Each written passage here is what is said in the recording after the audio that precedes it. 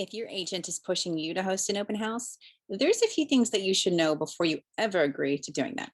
Let's dive into it.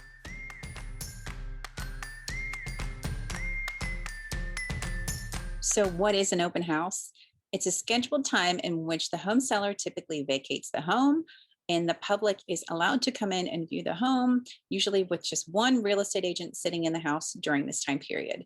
But here's what you need to know about hosting an open house. It's a safety issue. Anyone is able to come through and look at your home, which could include just nosy neighbors. It could include just nosy people. And technically, some people that have no interest in buying your home, but are just curious or just getting their feet wet.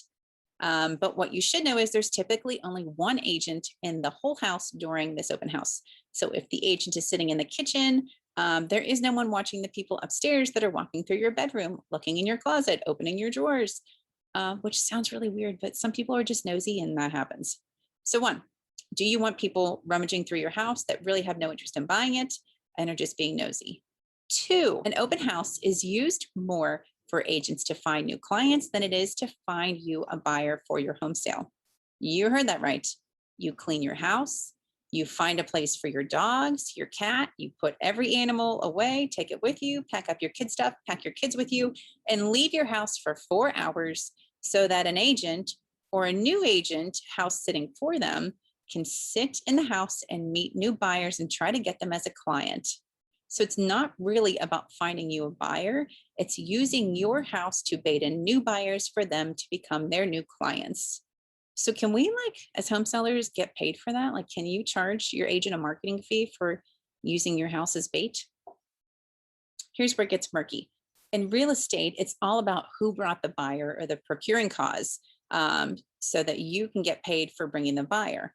So if you're going to an open house unrepresented, and you're filling out this form when you first get there and you're talking with that agent, it leaves the door open for them to say that they were the procuring cause for you if you ended up putting in an offer on this home.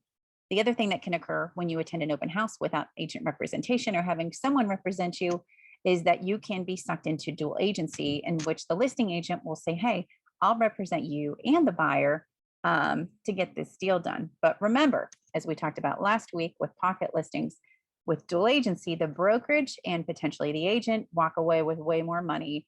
And you, as the buyer, don't have anyone with a fiduciary duty to you to ensure that you are getting the best representation for you, because the agent is representing both sides. That's not possible. If you're curious more on the procuring cause and dual agency, care.org with two A's has a great article on their website, which I'll link in the comments below, that will help you better understand issues that arise with those two categories.